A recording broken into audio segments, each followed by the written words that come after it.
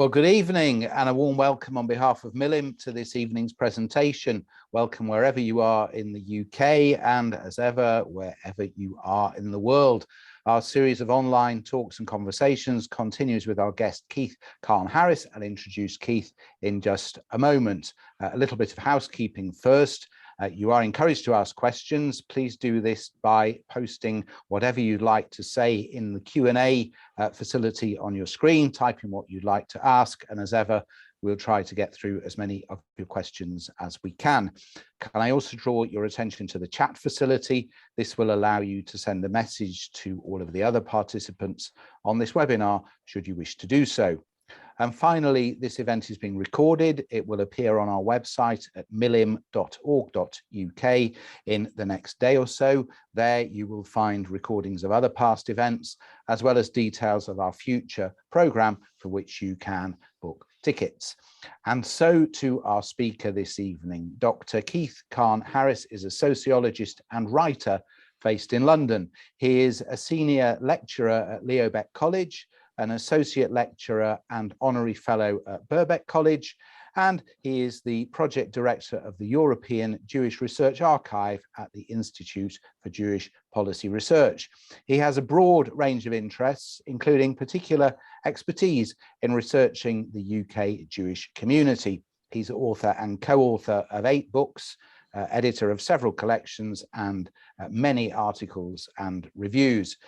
His career bridges, academia and multiple other worlds, with his work appearing in numerous publications. This evening, he's speaking about his book, What Does a Jew Look Like?, produced in collaboration with the photographer Rob Stothard. Keith, we're very excited to hear what you've got to say. So without further ado, over to you. Thanks very much, Jonathan, and thank you to you and to Alan and to everybody at Milim. I don't actually know how many of you are at Milim, but I can see immediately that you've got a very slick setup, clearly well honed during the pandemic. And also welcome to those of you who are joining this. I hear there are some people that are not from the UK, and I would be very interested to hear your perspective too on what I'm going to talk about. So I am going to share a PowerPoint. So if you give me 1 minute. So all that look okay? It's good. Oh, great. So not a very exciting opening PowerPoint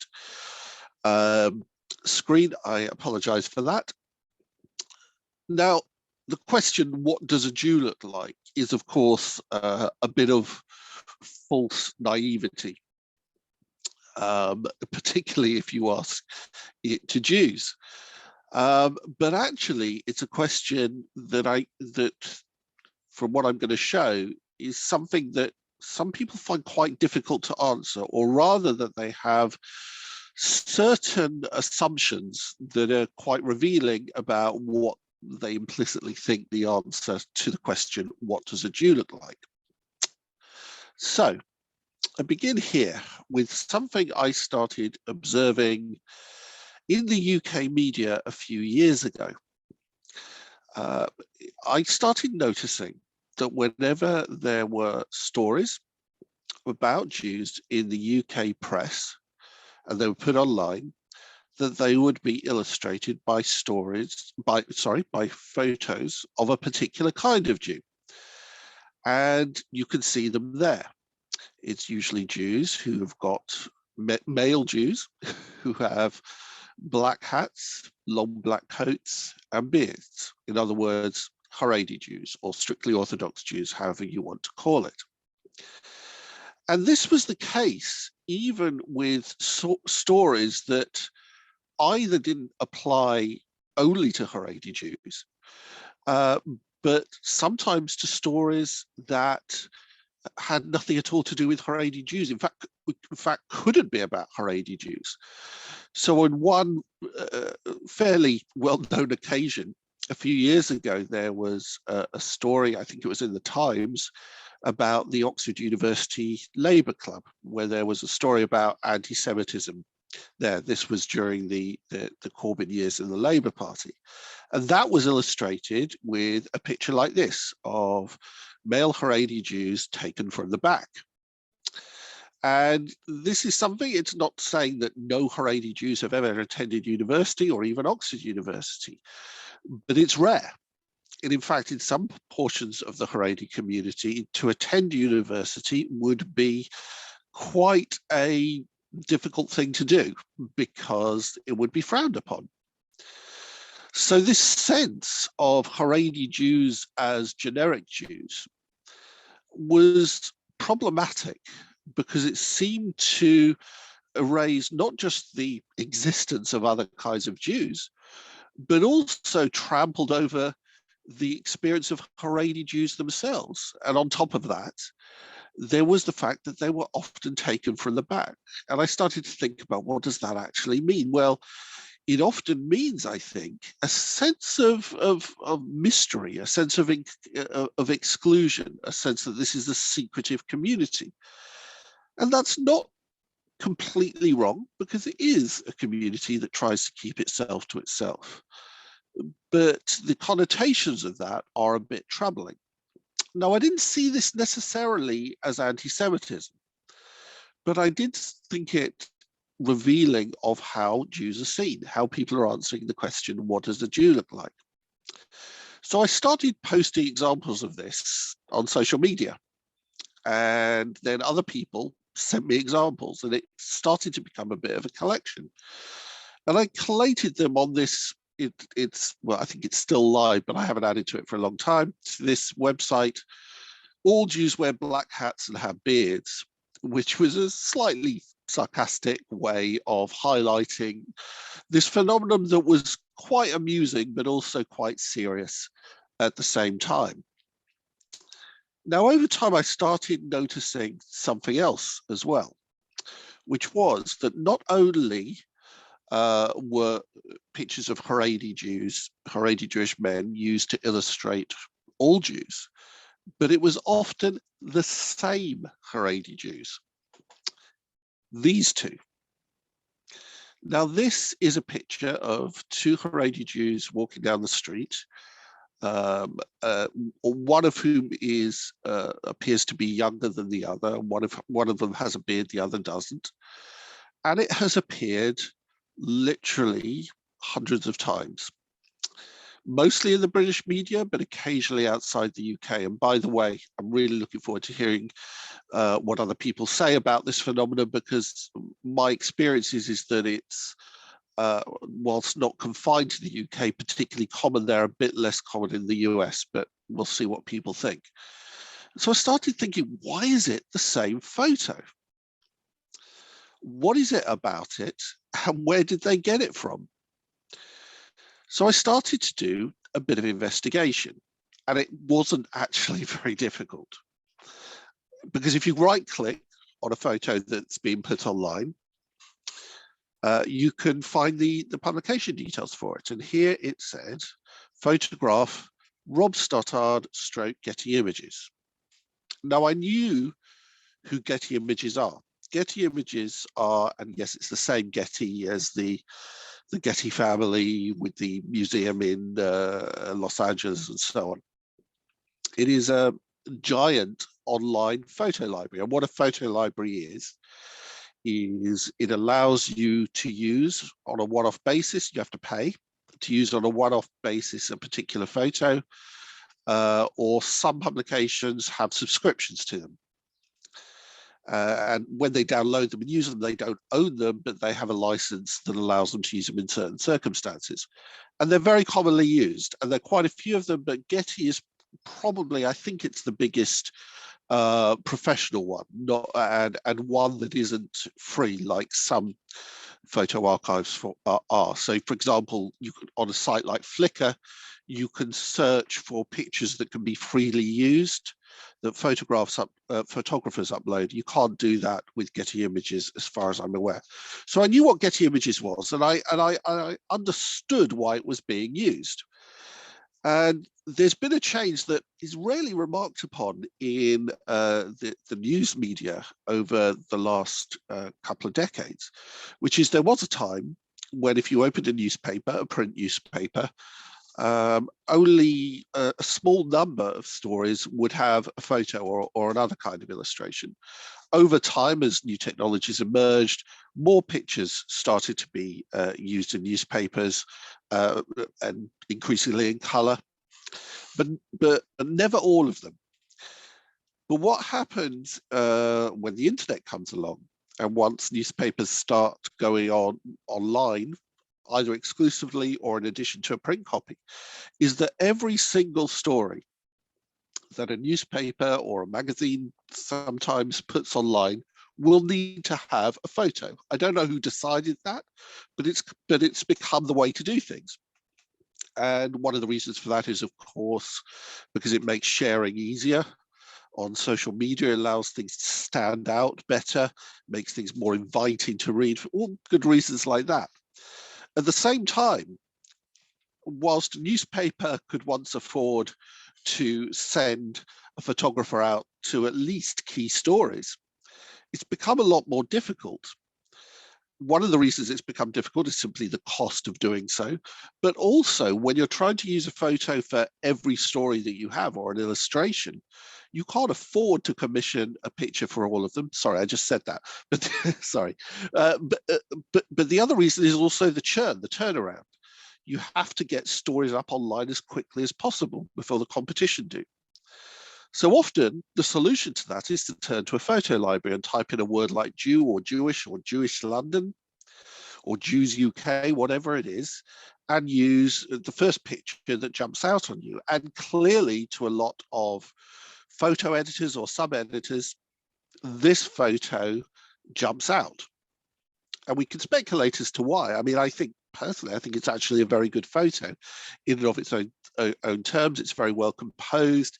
It has a nice mixture of a sort of hazy background and a quite sharp foreground, but it also has this sense of mystery that this couple are strolling. One of them has their hands behind their back, and they're not really interested in us. They're interested in themselves, their own conversation, which applies to a degree, as I say, to Haredi Judaism, but it's also problematic as well in its implications. Anyway, so that was where the picture came from. And I knew what Getty Images was. What I didn't know was who Rob Stothard was. Well, again, in the age of the internet, it was very easy. I just Googled Rob Stothard. Stothard is quite a rare surname, found him immediately, and I found his website. And he's worked on various projects. In particular, he's very into portrait photography, as you can see. I think this is a great photo on the front page. You can see some of his other work as well if you go to his website. Do it after my talk, by the way. And I wanted to see what he thought. What did he think about the use of the constant reuse of his photo? Had he even noticed it? Well, I emailed him and he emailed me straight back and we had a conversation. And he had noticed it. And he was also troubled by it. In fact, the use of stock photos, as well as other things about the churn of the newspaper industries, was one of the reasons that he was actually leaving professional photography. He'd been doing freelance professional photography for quite a long time. He'd done some personal passion projects like the one you can see on his screen. But he'd also done things like he'd photographed the Arab Spring in Egypt, and a lot of his photos were used worldwide. So he had been there and bought the t-shirt, as it were. He also told me something really interesting, which was he pointed out that the famous picture, there's a reminder, the famous picture was actually part of a set. And he was actually commissioned for a very specific story that did concern Haredi Jews. And the photo set, as you can find on Getty Images, is actually titled "British Police to Step Up Patrols in Jewish Communities." And this was taken a few years ago after this set was commissioned. He was asked to take this set after there was a spate of terrorist attacks in France and in Denmark. And as a consequence, British police stepped up patrols in Jewish areas, particularly in Haredi areas where there are a lot of people who are very visibly Jewish and who are easily identifiable. So he went to Stamford Hill, which is one of the areas where there was an increased police presence. And these were taken at the start of middle of January in 2015. Notice here, by the way, that actually the picture used on the website to introduce this photo set actually shows two, they look like early adolescent Haredi kids from the front. And I will come back to that in a minute because it's quite interesting what that implies. So Rob also told me where the famous picture was taken. And it was taken on Saturday, the 17th of January, down, if people know London, down the A10, which is a big thoroughfare in North London, and goes right through Stamford Hill, which is one of the major Haredi neighborhoods in the country. In fact, possibly the biggest, I'm not entirely sure. I did put a pin down there, I'm not sure you can see it, which show you the exact place where it was taken. But something might have leapt out of you right now, which is when it was taken, Saturday on Shabbat. And in fact, you can see this in the previous picture. You can see this is not what Haredi young adolescents look like on a daily basis. It's what they look like when they're wearing their Shabbos best. And it's quite interesting because it made me think this is very different to Israel, where if you go into a Haredi area and take photos, you're not going to be well received. But Rob said he was fine. He had no problems. I don't think at that stage he was fully aware of what Shabbat actually meant, but it didn't seem to cause him any problems. But another thing that Rob told me was actually that the famous picture, there was actually a picture in the photo set of them taken from the front, so you can see their faces. And these are they. This is the famous couple, probably a father and son. I'm not 100% sure. I will explain more about that in a minute. And it's actually a really nice picture. They actually look happy, relaxed. It's Shabbat afternoon. They're not in any particular hurry. Again, nice pictures. But here's the thing.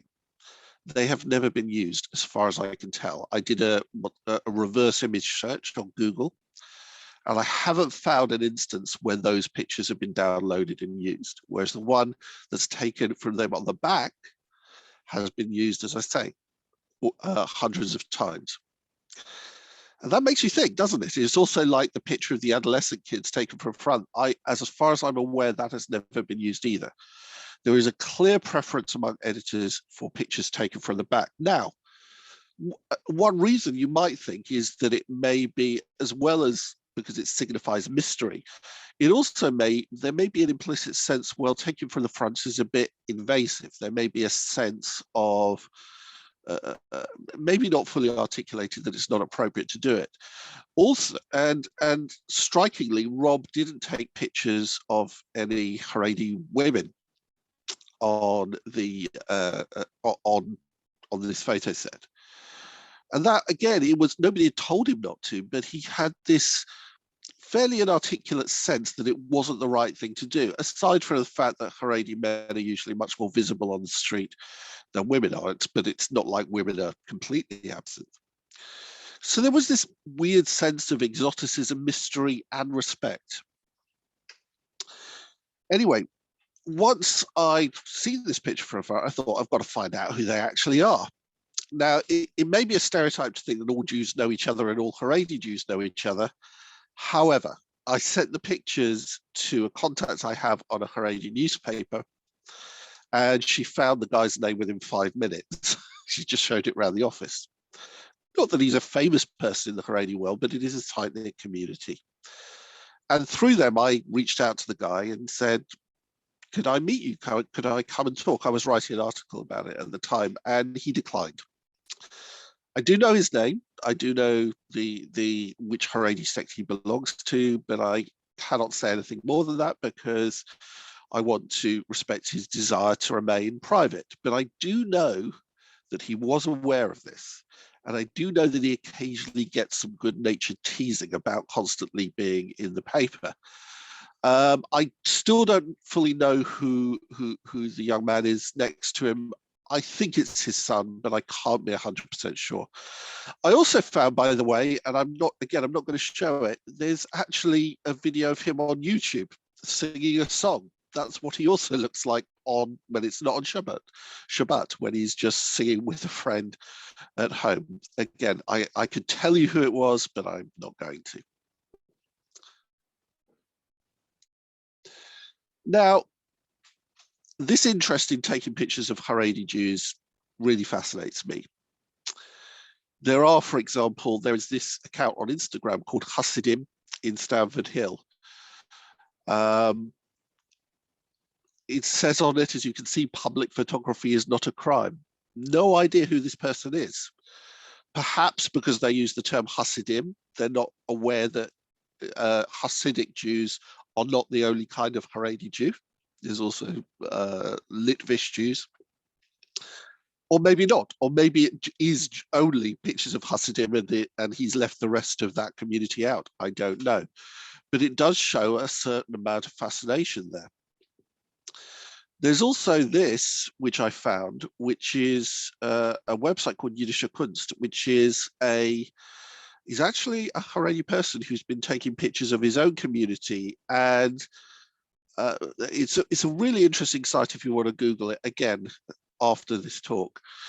And these pictures show a degree of intimacy with this life that I actually find quite affecting. So here is a picture of the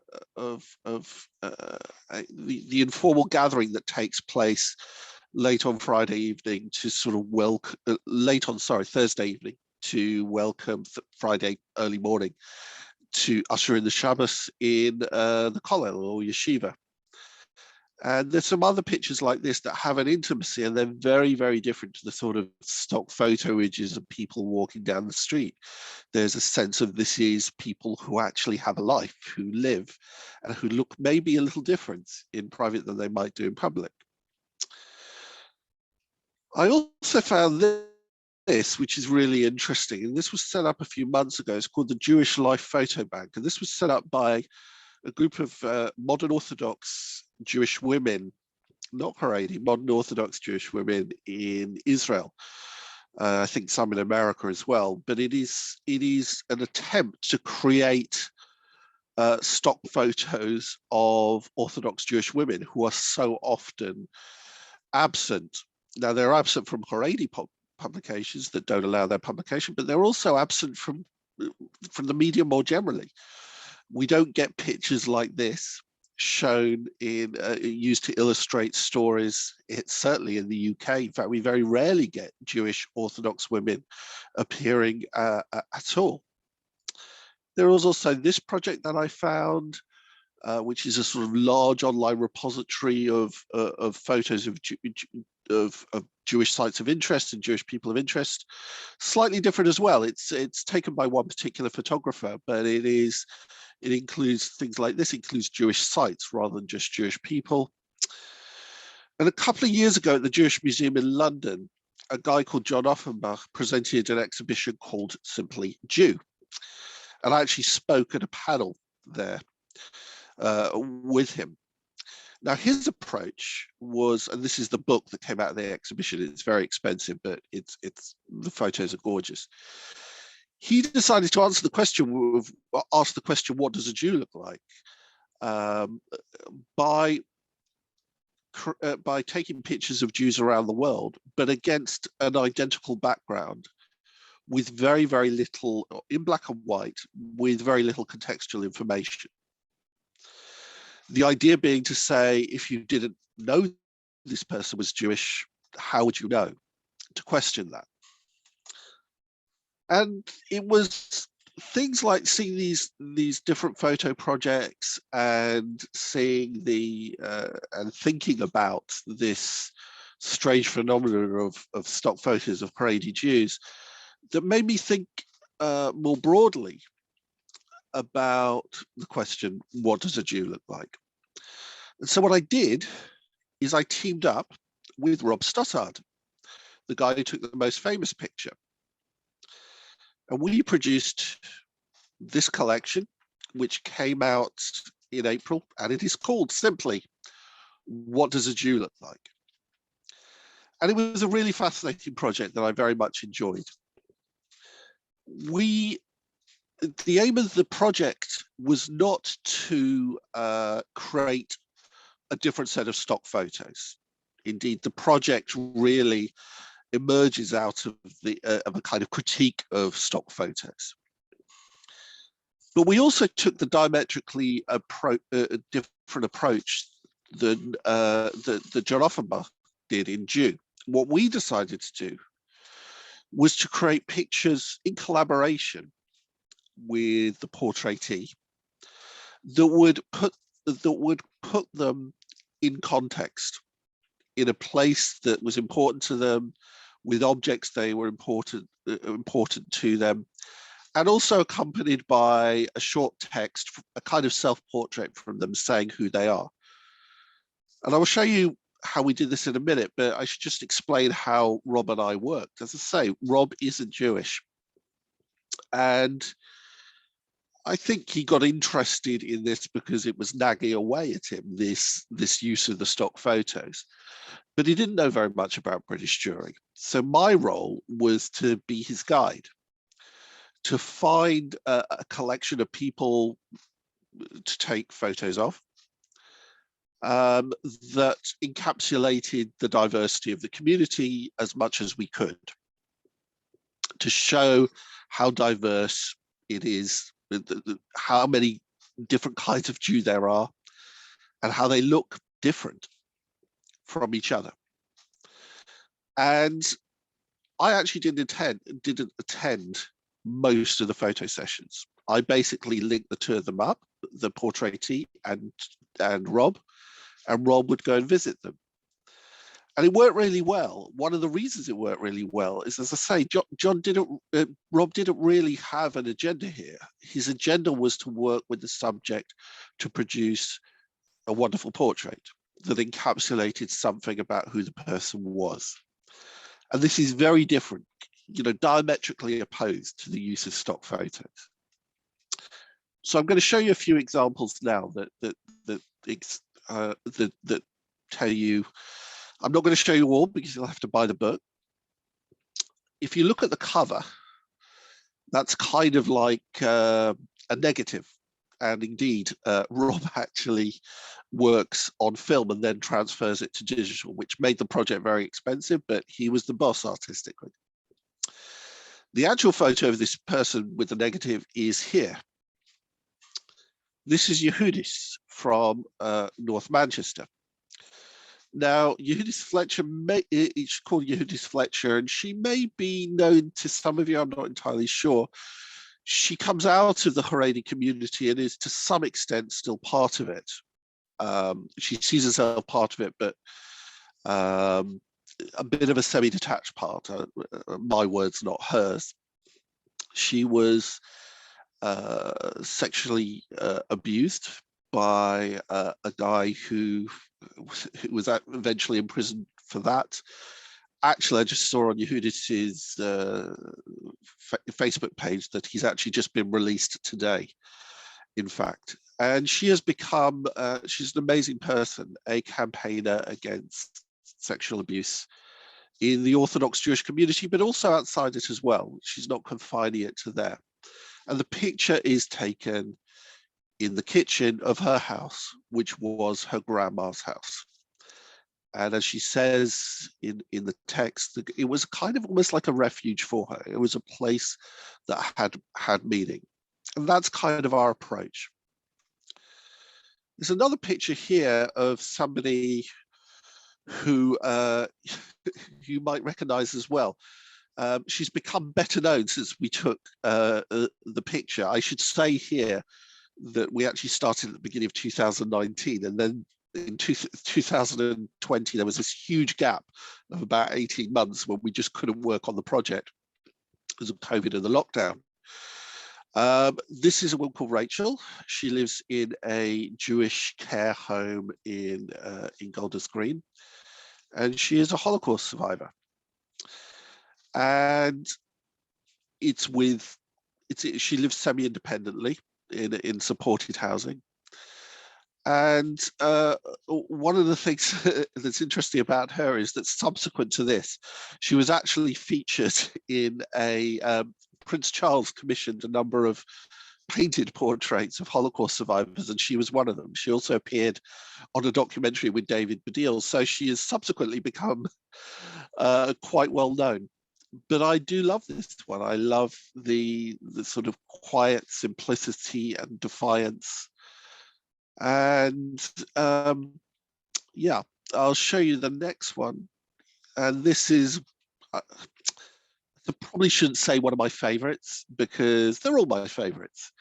But this is somebody, again, some of you might know, I'm not sure. She's called Tilla Crown, and she is an artist. And this was taken in her studio. And as an artist, she knows how to pose. And one of the things I like about this is it's got a bit of a Vermeerish kind of way about it. There's several things that are interesting about it. One of which is that she's wearing head covering, but it's quite subtle, and you have to look closely at it to see that's what it is. And she's also, of course, wearing a long dress, and she is.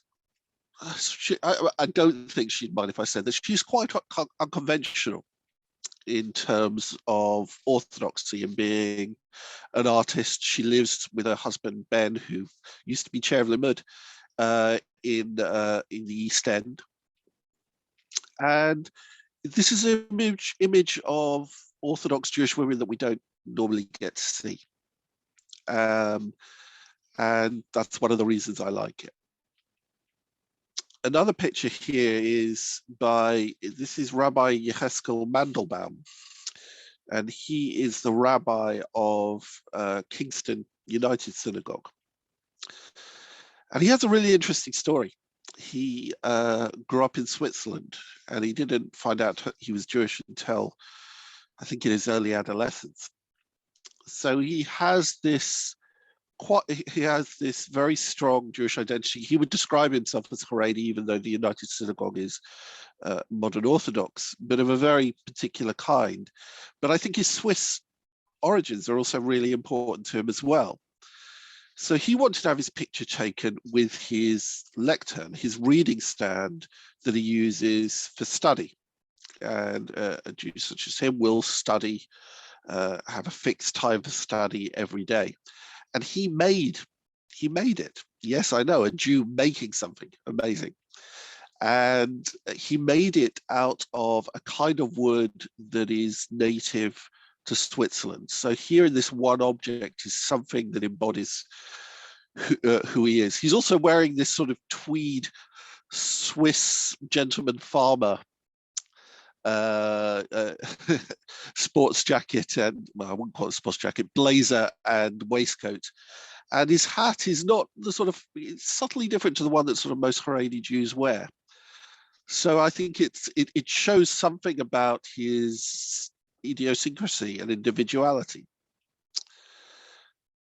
And this perhaps highlights a theme, which is that whilst I made strenuous efforts to recruit people from different sides of the community, what I wasn't trying to do, and certainly what Rob wasn't trying to do, was to create pictures of people who would represent everyone in that subsection of the Jewish community.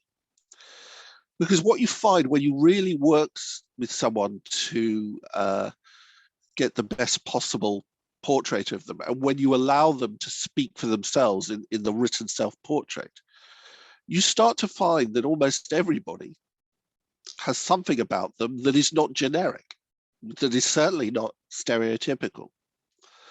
We start to find that the idea of Jewish types only works to a degree, and that Jews are also individuals, which of course we all knew. I certainly knew, Rob knew in theory, but sometimes it's really important to have it, to be reminded of it. Here's the most famous person in the book. That's Paul Kay. He's an actor. Some of you remember in the 90s he had this comic character called Dennis Pennis. He's a kind of specialist cameo actor. He was in Game of Thrones, various other shows as well. This is a picture of him at his house, and I think it captures some of his quirkiness. But in his written self-portrait, he makes clear that the importance of his Jewish identity. He's married to an Israeli, and he once sung Hava Nagila at Wembley Stadium when he was warming up for someone. I can't remember who. And he talks about Shabbat and its importance in his life. So just as we take people that are often seen as a generic type and show their individuality, we're also taking someone like Paul, who seems very idiosyncratic, and showing how they're linked into the wider Jewish people. So this is somebody we call George. It's not his real name, and he is a prisoner. He has subsequently been released since this picture was taken. He's deliberately hiding his face. He is someone who knew he was Jewish. I think he has a Jewish, I can't remember which side of the family it was on. But in prison, he really connected with his Jewish identity. He was a fairly lost soul. He's quite young. He also he's illiterate as well. And his particular prison had a wonderful Jewish chaplain. They actually had 5 Jewish prisoners. And through that, he's come to connect with it and find a source of support and community that at least when he was in prison. I'm not entirely sure what's happened since he's been out. I'm trying to actually contact him at the moment as it happens. And it's making a very simple point that Jews are prisoners too. We acknowledge it, but it's important that it's sometimes publicly acknowledged. This is an example of someone I would call Jewish famous, a macher. We wanted to have machers in the book. And this is Adrian Cohen, who some of you might know. He's been very involved in the Jewish labor movement. Recently, he was unexpectedly elected as a labor councillor in Hampstead in a seat that was expected to stay conservative, and he wasn't even at the count. But he's been involved for years in the Jewish community in NUS as the trustee of various charities. And he wanted to have his picture taken in shul, in synagogue, which sounds quite an obvious thing. But there are several of them, people in the book who wanted to be taken in shul. I think it was important to show that synagogue is a hugely important part of the life of Jews. Again, it sounds obvious, but we sometimes neglect the obvious. Not so much, sometimes because of a strong sense of spirituality, but sometimes because it's kind of Jews' home. So this is a picture kind of Adrian at home. So I wanted to include a picture of somebody from Leeds. We'll see afterwards if anybody actually knows this person. This is a guy called Rio Goldhammer, who is, I've known him through music. It doesn't matter how I knew him, through popular music academia. And he plays in a punk band called 1919. And this is a picture taken, actually, it was taken in Camden when he went down for a gig. He recently, I think it was last year or maybe 2 years ago, he stood for these, I think it was the primary, like the US primary, to be the Labour mayor of Leeds. I think that's what he did. But I love this photo. I think it looks, I love that sense of enigmatic defiance.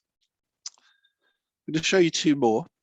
This is Yael, and again, it's another example of how Jews don't always fit in, aren't always what you'd expect. Now, Yael is married to a Lubavitch rabbi, and but and she's a Jew she's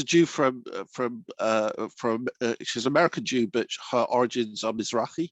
Her father was from Baghdad. And we wanted to ensure that the Jews who were not Ashkenazi were in the book, and there are quite a few of them. But she's also a businesswoman, heavily involved in cutting-edge financial technology, fintech, as they call it.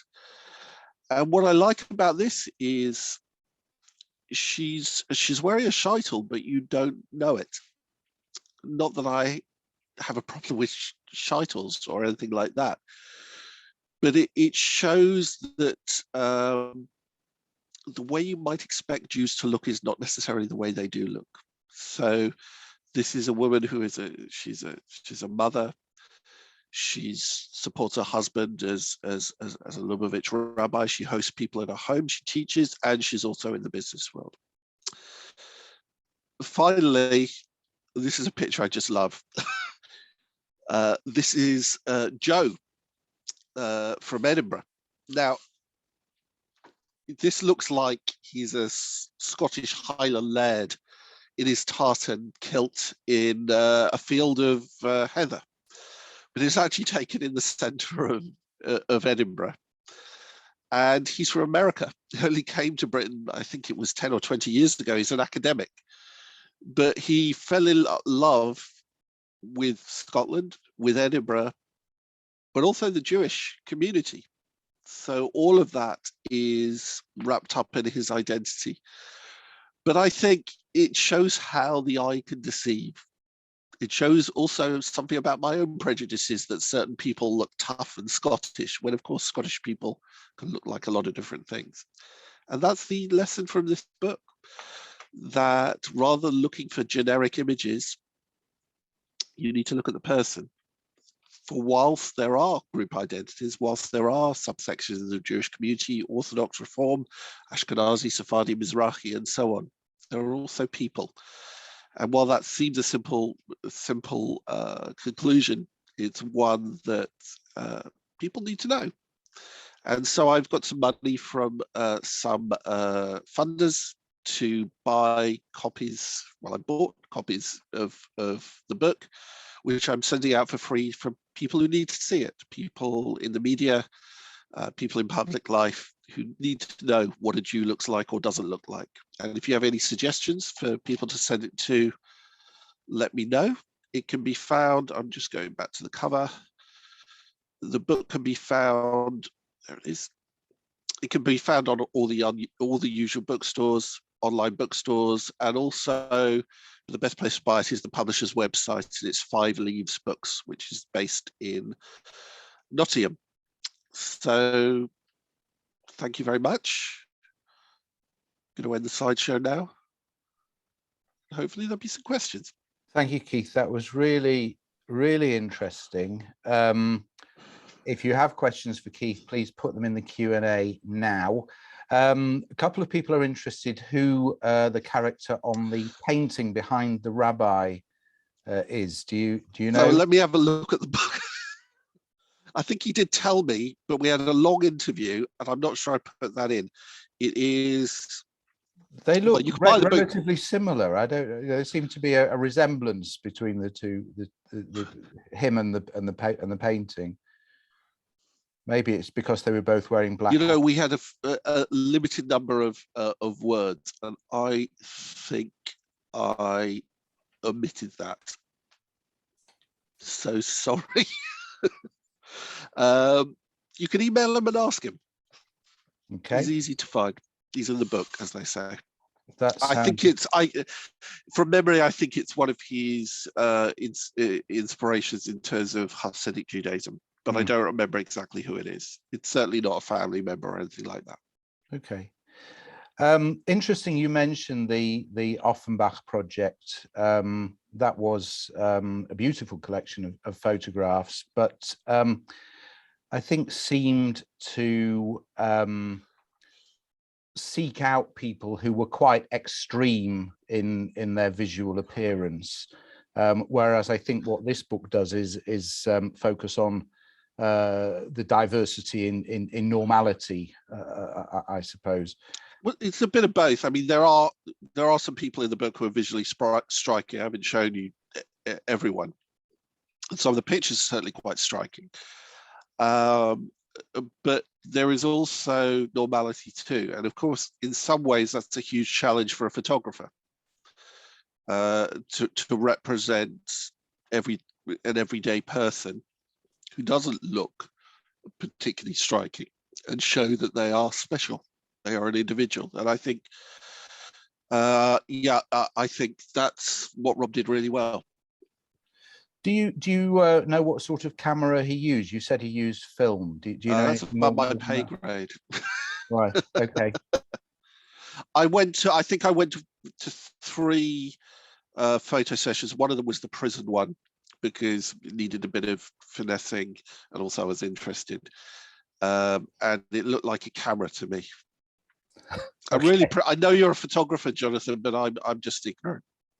Well, I mean, I'm a photographer. He didn't use his phone. I can tell you that much. Right. Okay. I mean, I remember film the first time round, so I'm not really a fan of film, but I know some people are. In terms of that photograph of the gentleman that became very famous, presumably they gave no permission. There would have been no interaction with them.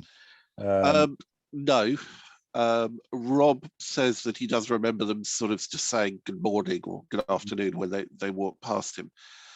There is the book was launched at JW3 in London in April, and we had a fascinating panel with Rob and myself, Fiona Shields, who's the head of photography at The Guardian, and Rabbi Frank Dabas-Smith, who is a rabbi, but also was a professional photographer and has written about Jews and photography. It's a bit of a grey area. Street photography is a bit of a grey area. On the one hand, there is the assumption that if you're in public space, you are fair game.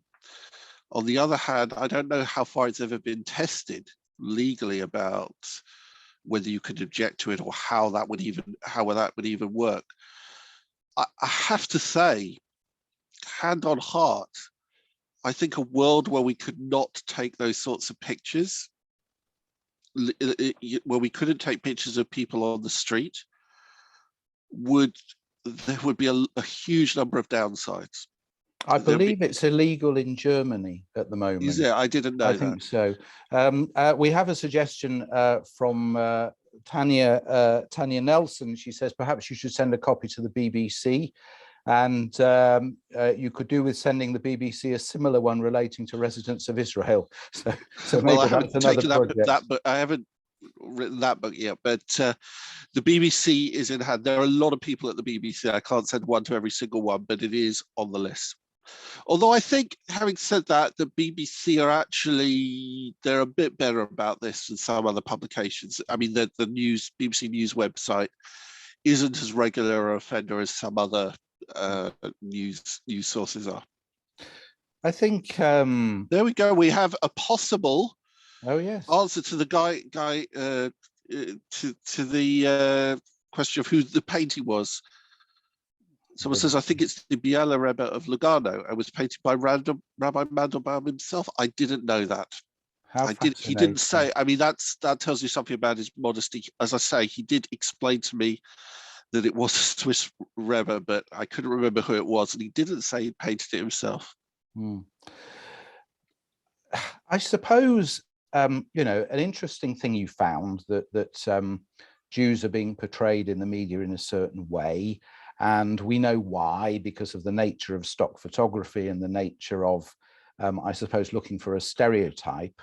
But I can't imagine an article using one of these photographs or even one of the Offenbach photographs. No, so what should they be using instead of a picture of a pair of Haredi Jews? Well, I have to say that on the one hand,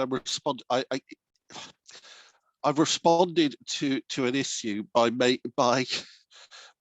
making people's lives more difficult, by making photo editors' lives more difficult, because portraits don't really work as illustrations in the news media. They're too static, and even sort of the more arty kind of photojournalism of the sort that someone like Judah Passow done doesn't really work either, because it's too complex. So how do you do it? Well, I think that it certainly can be done with a broader range of people who might be recognizably Jewish to people who don't know very much, but who are not Haredi. I think that there's opportunities there, and it is sometimes used that you have pictures of Jews with kippot, again mostly male, because I do think I don't know how widely known it is that Jewish women, Orthodox Jewish women, will cover their heads, and sometimes you can't actually tell whether they're doing it if they wear shaitels, which may look very much like natural hair.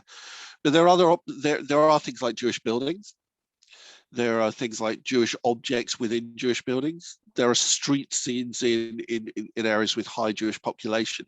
But I've just written an article where I sort of turn the tables on that question, which is, say you're a photo editor of a paper and something happens in Mansfield. Actually, let's use a local Leeds thing. There's something happens in Dewsbury, south of Leeds. Right, there isn't a pre-made visual language that signifies Dewsbury to the general public, right? Some people know where it is, some people don't. So in that case, the photo editor is going to have to work quite hard. They're going to have to get a picture of the actual thing that's being spoken about.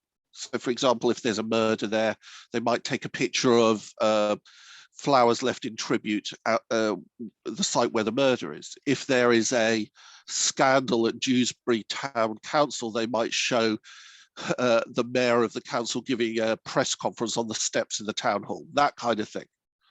So you've got to work. It's interesting that things about that certain ethnic minorities and religious minorities, because there is this visual shorthand for at least some, that it tends to be exploited. But again, not all. So there isn't a common visual language for Baha'is, for example. The only thing that might signify is the Baha'i temple in Haifa, maybe not that. And then photo editors have to work harder. I just want to take the question in the chat about, has the question been asked, how do we recognize a Christian, or for that matter, an atheist? Now, one of the ideas for this book actually comes from, in 2016, I went to Rome with my family. And we went to the Vatican, and I was explaining that they saw plenty of nuns and monks and priests. And I was explaining that they don't all wear the same things, that nuns have different uniforms, if you like, that are specific to each particular order, although some don't wear a particular uniform at all.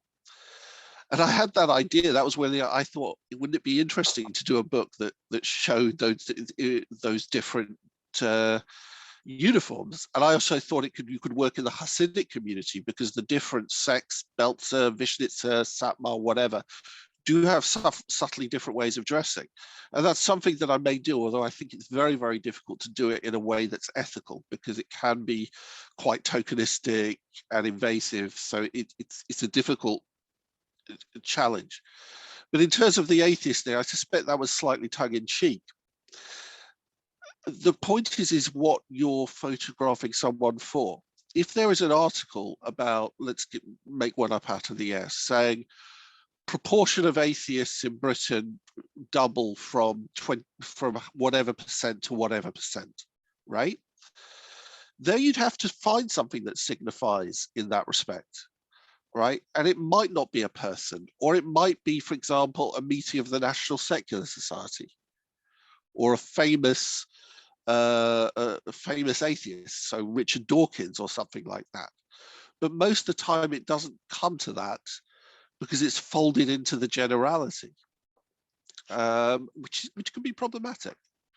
It's probably down to whatever the photo editors at Getty and the stock providers tag their images with. And I suppose if you type atheist into the search engine, you're going to come up with something. I raised something that doesn't happen, right? So let's go back to the Dewsbury example. if you have a bunch of people standing around a makeshift memorial for the person who died, some of the people might be Christians, some of them might be Muslims, some of them might be atheists, whatever. But say there is somebody in that crowd who is, it's unlikely, but it would be a Haredi Jew. Or say there was somebody there who was from one of the more visually striking Muslim minorities, or a Greek Orthodox priest. The photo editor wouldn't choose it because it distracts attention. And it's interesting to think about why. Because you see these minorities, Jews included, photographed specifically when it's something that's to do with them. They are never folded into the generality. And Haredi people are part of the generality. So if there's a story about, it might happen. I mean, I can't say it wouldn't necessarily wouldn't, but if there's a story about a big road accident in Stamford Hill and there are and amongst the people standing around there are Haredi Jews, maybe. But I suspect the photo editor would probably go the one without the Haredi Jews because they're not the focus of the story. So they'd lose the right to be everyday people. I don't, even though I've got a big beard.